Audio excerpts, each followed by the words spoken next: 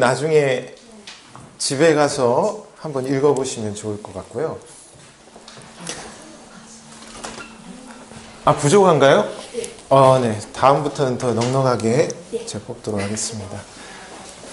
제가 어렸을 때 웅변학원을 좀 다녔어야 했는데 제가 말을 잘 못해서요. 혹시나 이해가 잘 안 되시면 또 질문하시고 이러시면 좋을 것 같습니다. 오늘은 오직 믿음에 대해서 우리가 좀 생각을 해볼 거예요. 오직 믿음.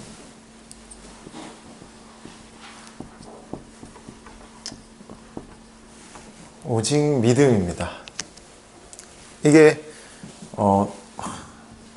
이제 솔라 피데라고 합니다. 이게 라틴어인데요. 왜 적냐면 잘난 척하려고 적은 겁니다.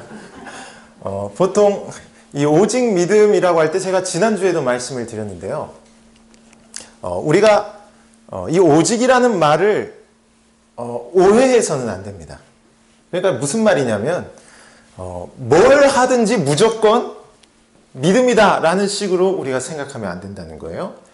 우리가 앞으로 5 솔라, 이 5가지 오직을 계속 배워갈 거고요. 그리고 지난주에도 우리가 배웠지만 이 오직이라는 것은 어떤 범위 안에서 믿음이라는 의미입니다. 이게 무슨 말이냐면 제가 예를 들어서 말씀을 드리면 제가 어느 날 라면을 먹는데 이제 호진 집사님이 저에게 오셔서 반찬을 드릴까요? 이렇게 물어본 거예요. 그래서 제가 아니요. 저는 오직 김치만 있으면 됩니다. 라고 대답을 했어요. 자, 그런데 오직 김치만 있으면 된다라고 얘기를 할 때 그 말의 의미를 앞으로 강도사님은 무슨 음식을 먹어도 김치만 먹는다라는 식으로 이해하면 안 되는 거예요. 라면을 먹을 때만 오직 김치라는 겁니다. 그 상황 속에서요. 그것처럼 이 오직 믿음이라는 것도 어떤 범주 안에서만 오직 믿음을 얘기하고 있는 거예요. 근데 그 범주가 뭐냐면 이제 구원이라는 범주 안에서만 이제 오직이라는 겁니다. 구원. 자, 구원에 있어서만 오직 믿음입니다. 왜 구원에 있어서만 오직 믿음이라는 말이 왜 나왔냐면 이 오직 믿음이라는 말이 개혁주의와 관련이 있기 때문입니다. 제가 첫 시간에 말씀을 드렸는데요. 그냥 적진 않겠습니다. 개혁주의라는 그 배경 속에서 이 오직 믿음이 나온 거예요. 그러니까 개혁주의가 뭐냐면 제가 말씀을 드렸지만 뭐라고요? 과거로. 그렇죠. 과거로 돌아가는 거예요. 아주 좋습니다. 네, 뭐 때문에 과거로 돌아갈까요? 뭐 때문에? 그 타락한 천주교 때문에. 그렇죠. 타락한 천주교 때문에. 그렇죠. 아, 똑똑합니다. 자, 맞아요. 타락한 천주교 때문에 과거로 돌아가는 것이 개혁주의란 말이에요. 그렇기 때문에 타락한 천주교회랑 관련이 있는 겁니다. 자, 타락한 천주교회가 구원에 대해서 얘기할 때 뭐라고 얘기할까요? 주성이 한번 얘기해 보세요. 내가 가르쳐 주세요. 천주교회에서 구원받으려면 뭐랑 뭐가 있어야 돼요? 믿음이랑 또 뭐예요? 그렇죠. 임정자 지사님이 도와주셨어요. 자, 행위입니다. 행위. 제가 이걸 더 자세하게 복잡하게 얘기하지 않겠습니다. 얘네는 천국 가려면 믿음만으로는 부족하고 행위도 있어야 한다는 거예요. 그래서 이걸 가지고 성도들을 많이 오랫동안 우롱을 해왔습니다. 자, 그런데 종교개혁가들이 성경을 보니까 아니라는 거예요. 성경에는 행위를 얘기하지 않고 구원에 있어서는 오직 믿음으로만 구원을 얻는다라고 가르치고 있는 거예요. 그래서 오직 믿음으로 구원을 얻으니까 우리는 하나님의 은혜라고 말할 수 있는 거예요. 구원을. 자, 그래서 우리는 구원에 있어서는 오직 믿음이다 라는 것을 우리가 기억할 필요가 있는 거예요. 자, 그래서 제가 도표로 좀 그림을 그려드리면, 자, 구원에 있어서는, 구원의 범주에서는 오직 믿음이에요. 자, 그런데 삶에 대해서 얘기할 때는, 자, 삶에 대해서 얘기할 때 이때도 오직 믿음일까요? 믿음만 있으면 돼? 아니죠. 바울 사도가 얘기하잖아요. 뭐 사랑도 있어야 되고, 뭐 인내, 뭐 성령의 9가지 열매 등등 여러 가지가 있어야 된다는 거예요. 그래서 구원에 있어서는 오직 믿음이지만 우리가 삶에 대해서는 믿음뿐 아니라 여러 가지를 실천하면서 살아가야 한다는 거예요. 자, 그런데 삶에 있어서도 믿음만이라고 얘기하는 족자들이 있습니다. 여기서도 믿음만이래. 근데 누구냐면 이제 구원파가 이제 그런 부류에 속한다고 할 수 있어요. 유병원 씨 여러분 들어보셨죠? 유병원 씨. 유병원 씨가 옛날에 뭐 TV에 나와서 믿음으로 구원받기 때문에 사람을 죽여도 구원을 받는다. 뭐 이런 식으로 이제 얘기를 했어요. 그러니까 이 사람은 삶에서도 믿음만 있으면 되고 사랑이나 인내 뭐 이런 덕목은 필요 없는 거예요. 뭐 도둑질도 하고 사람도 죽여도 되고 아무 상관없는 거예요. 그냥 무조건 믿음만 있으면 된다. 이런 식으로 얘기를 하는데 그거는 잘못됐다라는 거예요. 우리는 구원에 있어서만 오직 믿음이고 삶에 있어서는 우리가 믿음의 열매로서 나오는 많은 덕목들을 가지고 있어야 한다라는 거예요. 오늘 목사님께서도 설교로 말씀을 해주셨어요. 자, 그래서 여러분들이 오직 믿음이라고 할 땐 구원의 범주 안에서 오직 믿음이다. 자, 여기서는 이것만 딱 기억을 해주시면 되고요. 자, 그 다음에 이번엔 좀 새로운 이야기를 좀 해보도록 하겠습니다. 자, 구원과 예배의 관계에 대해서 먼저 한번 생각을 해볼게요. 자, 구원받은 사람이 예배를 하는 걸까요? 아니면 예배하는 사람이 구원을 받는 걸까요? 뭐가 먼저일까요? 이거예요? 아, 선호는 이거라고 생각한다. 그럼 주찬이는? 1번이에요, 2번이에요? 모르겠어요? 자, 우리의 신앙에 있어서는 이거 답을 먼저 말하면 재미가 없죠. 자, 성경에서 최초의 예배의 책이 뭘까요? 제가 이거 설교할 때 예전에 얘기한 적 있어요. 처음 성경에서 나오는 예배의 책이 레위기입니다. 레위기에서 하나님이 예배하는 법을 가르쳐주죠. 자, 근데 레위기 앞에 뭐가 있을까요? 그렇죠. 출애굽기요. 출애굽기. 자, 출애굽기의 내용은 하나님께서 애굽에서 구원해 주시는 거죠. 구원이에요. 자, 구원이 있고 이 백성을 신의 산으로 데려가서 레위기에서 예배를 하는 거예요. 그리고 민수기가 있는데 민수기는 이제 삶이라는 거예요. 땅을 정복해 가는 거죠. 가나안 땅. 자, 그래서 구원이 먼저 오고 구원받은 백성이 예배하고 이제 예배하는 백성이 삶을 변화시키는 그런 과정을 갖는 거예요. 이게 성경에서 계속 같은 패턴으로 이렇게 이어집니다. 그래서 우리는 예배하는 사람이 구원받는 게 아니라 실은 구원받은 성도가 예배를 하는 거예요. 그래서 고대교회, 초대교회 때는 사도신경을 배운 사람이 예배에 들어올 수 있도록 했습니다. 사도신경을 모르면 예배를 아예 못 드리도록 했어요. 왜 그러냐면 구원받은 사람이 예배하기 때문이라는 거예요. 우리가 이 도식을 좀 기억할 필요가 있습니다.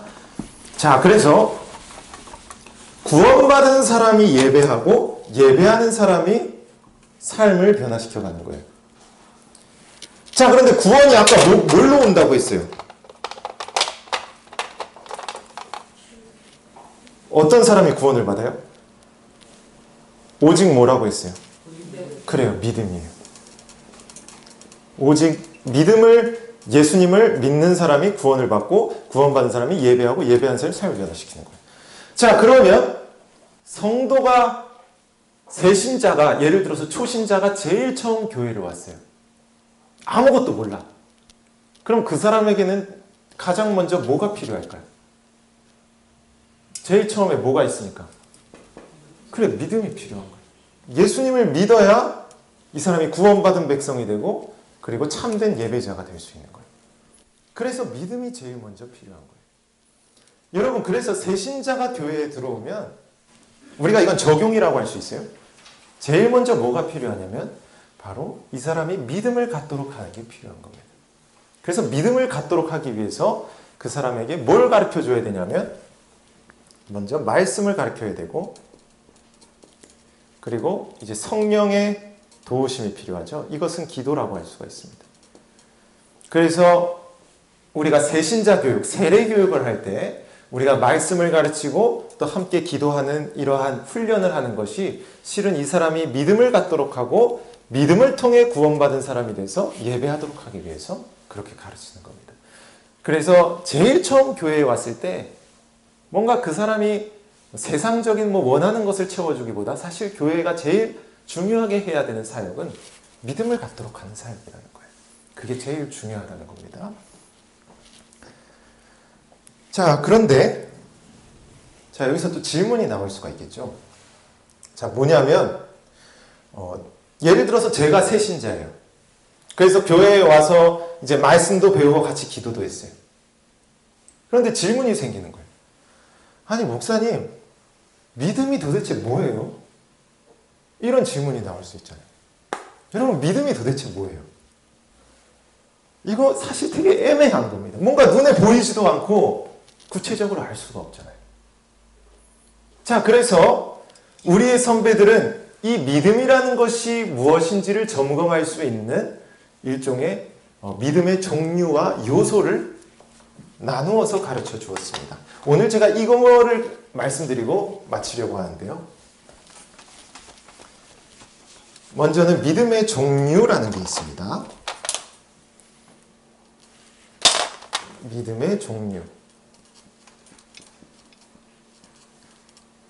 그 프린트에는 나오지 않습니다. 자, 믿음의 종류인데요. 제일 처음 믿음의 종류, 이거는 우르시누스라는 학자가 얘기한 내용입니다. 우르시누스가 누구냐면 저 뒤에 보면 하이델베르크 요리문답 있거든요. 그걸 쓴 학자가 이제 우르시누스입니다. 16세기 독일의 목사님이라고 보시면 돼요. 자, 이분이 제일 처음 믿음의 종류를 4가지로 말하는데요. 첫 번째가 역사적 믿음입니다. 자, 쉽게 말하면 성경에 나온 말씀을 사실로 우리가 믿는 그 믿음을 말하는 거예요. 예를 들어서 바리새인들이 모세는 실제로 존재했다라고 믿은 것처럼 그게 사실이라고 믿는 거죠. 그러니까 소설이 아니라 실제로 일어난 일이라는 거예요. 그런 믿음을 역사적 믿음이라는 겁니다. 자, 그리고 두 번째가 뭐냐면 계시적 믿음입니다. 자, 계시라는 말이 무슨 의미일까요? 하나님께서 뭔가 우리에게 가르쳐주는 걸 말하는 거죠. 쉽게 말해서 성경이 하나님의 말씀이라고 믿는 겁니다. 그러니까 그냥 역사책이 아니라 역사적 믿음, 그러니까 역사는 맞는데 그냥 역사책 정도가 아니라 이건 하나님의 말씀으로 주어졌다라는 믿음을 갖는 게 계시적 믿음이에요. 자, 그리고 세 번째가 이적적 믿음입니다. 이적이라는 것은 기적을 의미해요. 그러니까 성경에 보면 막 모세가 홍해를 가르고 예수님이 죽은 자를 살려주시고 이런 거를 에이, 말도 안 돼. 나 그거 못 믿어.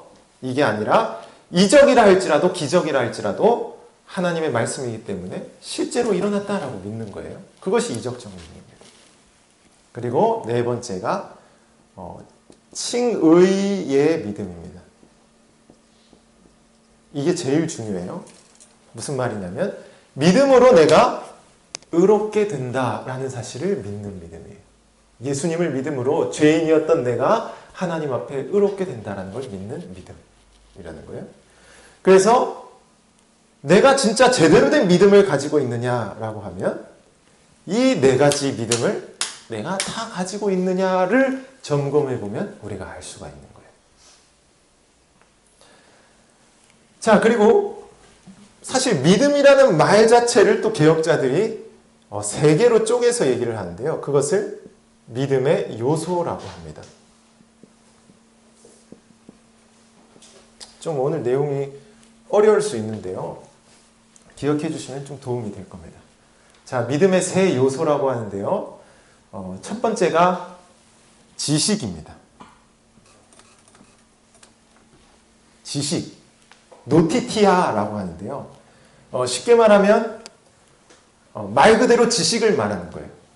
성경에 나온 모세가 홍해를 가르고 광야를 건너고 이런 지식이라는 요소가 이제 믿음의 한 요소로 있다는 거예요. 자, 그리고 이 지식이 있으면 이 지식을 어떻게 하냐면 동의를 해야 한다는 거예요. 동의. 아센수스라는 동의입니다. 그러니까 지금 예를 들어서 오늘날 문재인 씨가 대통령이잖아요. 여러분 다 동의하시죠? 그게 이제 동의입니다. 지식을 우리가 받아들이는 거죠. 자, 그렇지만 이걸로는 부족하고 개혁자들이 한 가지를 더 추가했는데 그게 뭐냐면 개인적 신뢰라고 할 수가 있습니다. 그냥 신뢰라고 보셔도 되고요. 이걸 피두기아라고 하는데요. 이게 뭐냐면 우리가 의지적으로 그리고 감정적 그리고 영적으로 진심으로 믿는 거예요. 우리가 마음으로 믿는 거예요. 그러니까 위에 거 두 개는 머리로만 믿는 겁니다. 그러나 개인적 신뢰라는 것은 우리가 가슴으로 믿는 것을 얘기하는 거예요. 그래서 우리가 예수님을 믿는다고 했을 때 예수님 십자가에 못 박혔어? 그 지식이 있어야 하고요. 아, 십자가에 못 박힌 거 진짜야 라는 동의가 있어야 되고요. 그 다음에 와, 나 같은 죄인을 위해서 예수님이 죽어주셨구나. 나는 이제 진짜 예수님을 위해서 살아야겠다라는 그 가슴에서 나오는 신뢰가 있어야 된다는 거예요. 이 세 가지가 다 이루어져야 참된 믿음이라는 겁니다. 그러니까 내가 교회에 와서 성경 읽고 이런 일 있네. 그래, 이거 진짜겠지. 이렇게 해버리면 여기 두 번째에서 끝나는 거예요. 그거 가지고는 믿음이라 얘기할 수 없습니다. 정말 의지적으로 마음으로 믿어야 참된 믿음이 된다는 거죠. 여러분, 그래서 요즘 우리가 얘기하는 믿음으로만 구원을 얻는다라는 얘기를 했을 때 세상 사람들이 우리를 이렇게 조롱하잖아요. 야, 너네는 믿기만 하면 구원 얻으니까 세상에서 너네 마음대로 살아도 되겠네? 니네 나쁜 짓 하고 살아도 되겠네? 이런 얘기 하잖아요. 그러나 사실 그건 틀린 얘기예요. 왜냐하면 믿음에는 이 개인적 신뢰가 있기 때문입니다. 진짜 우리가 마음으로 의지로 우리의 모든 것을 다해서 믿는 그런 믿음이기 때문에 반드시 그 믿음은 변화되는 삶으로 나아갈 수밖에 없는 거예요. 그래서 우리가 살면서 이 사람이 예수님을 믿는다 말하지만 삶 속에서 전혀 변화된 삶이 없고 나쁜 짓도 많이 하고 자기 멋대로 사는 사람이 있으면 그 사람은 믿음이 사실은 제대로 있다고 볼 수가 없는 거죠. 그 사람 안에 진짜 참된 믿음이 있다면 그 사람은 반드시 성령의 열매를 맺을 수밖에 없는 거예요. 그래서 우리가 믿음의 종류 이 네 가지와 이 믿음의 요소, 특히 이 세 번째 개인적 신뢰, 가슴으로서의 신뢰, 조나단 에드워즈는 이걸 신앙의 애정이라고 표현합니다. 어떤 진짜 마음으로 믿는 그 믿음, 그것을 통해 우리가 참된 믿음을 가질 수 있다. 그래서 오늘날 한국교회가 그 새신자 교육을 할 때 저는 너무 그거를 서두르지 말아야 한다고 생각하는 사람 중에 한 사람입니다. 그러니까 대충 그냥 한두 달 정도 교육을 하고 그 다음 세례 주고 그냥 대충 입교하는 이런 형식이 아니라 진짜 이 사람이 이 믿음의 종류랑 요소를 가지고 있는지를 끊임없이 점검하고 테스트를 해서 진짜 제대로 된 믿음이 있으면 그 사람에게 세례를 주고 입교를 시키는 게 사실은 맞다고 생각합니다. 사실 오늘날 이 불신자랑 신자의 구분이 너무 모호해졌습니다. 그러니까 그리스도인이라고 말은 하지만 삶 속에서 너무 변화가 없는 교회를 욕먹이는 그런 사람들이 많은 거예요. 근데 왜 그런 것이냐? 사실 그 사람이 변화하지 않은 것도 문제가 있지만 교회가 그 사람을 너무 쉽게 그리스도인이라고 도장을 찍어버린 것이죠. 그러니까 그리스도인이라고 말할 수 없는데 믿음이 아직 제대로 세워지지 않았는데도 그리스도인이라고 쉽게 이제 도장을 찍는 그런 일들이 너무 많이 일어나면서 그런 것들로 교회의 명성이 떨어지고 위상이 떨어지는 이런 많은 일들이 있는 거예요.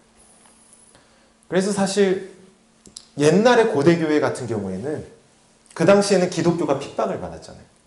그래서 막 로마 군사들이 예수 믿어 하면은 막 체포해가고 이렇기 때문에 그때는 교육을 엄청 엄격하게 한 거예요. 이 사람이 진짜 예수님을 믿는지 안 믿는지, 이 사람이 진짜 배신자가 될지 안 될지 그것을 확실하게 하기 위해 되게 엄격하게 교육을 했는데 점점 살기가 좋아지면서 어떤 이런 믿음에 대한 확인이나 교육들이 너무 약화되기 시작하면서 교회가 점점 세상을 변화시키기는커녕 세상을 따라가는 그런 모습을 보이는 것이죠. 그래서 우리가 정말 이 믿음에 대해서 우리가 진지하게 생각을 하고 정말 제대로 된 믿음, 정말 지식과 동의뿐만 아니라 가슴에서 나오는 그 신뢰가 있어야 된다는 것을 우리가 좀 생각할 필요가 있습니다. 그래서 제가 좀 안 좋은 얘기만, 교회에 대해서 안 좋은 얘기만 계속 자꾸 하는 것 같은데요. 내용은 여기까지입니다. 혹시 질문이 있으면 혹시 해주시면 감사하겠습니다. 주성이 질문 없어요? 무슨 말인지는 알겠어요? 어느 정도는 알겠어요? 네, 알겠습니다. 그러면은 기도하고 오늘 마무리하도록 하겠습니다. 은혜로우신 아버지 하나님, 오늘 우리가 오후에 오직 믿음에 대해서, 그리고 특히 이 믿음에 대해서 우리가 좀 깊이 생각해 보았습니다. 아버지 하나님의 참으로 풍성한 은혜로 말미암아 우리의 힘과 우리의 능력 여전히 부족하고 우리는 여전히 악한 존재이지만 주께서 오직 믿음으로만 우리를 구원해 주시고 우리를 천국 백성 삼으신 줄을 우리가 믿습니다. 아버지 하나님, 그러나 정말 우리가 이 믿음에 대해서 너무나도 쉽게 생각하고 정말 우리가 그냥 단순히 머리로만 예수님을 믿지는 않았는지 우리 자신을 돌아보게 됩니다.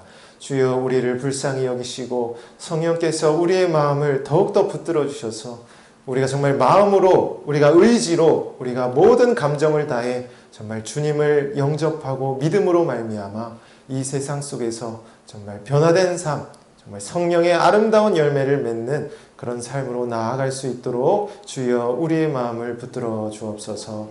돌아가는 발걸음 지켜주시고 또한 믿음뿐 아니라 정말 사랑과 인내와 양선, 온유와 같은 여러 가지 열매들을 맺는 그런 삶으로 나아갈 수 있도록 우리 성도님들의 발걸음을 인도하여 주옵소서. 예수님의 이름으로 기도합니다. 아멘. 네, 주기도문으로 우리가 오후 모임을 마치겠습니다.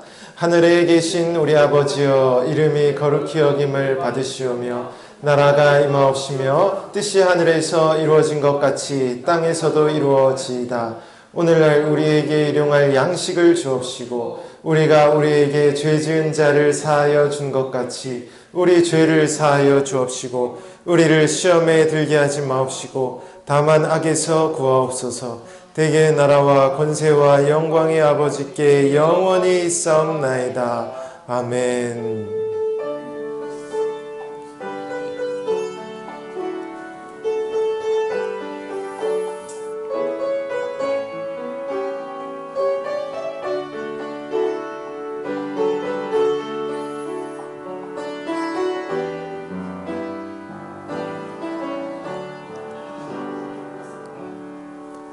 네, 박수로 마무리하겠습니다.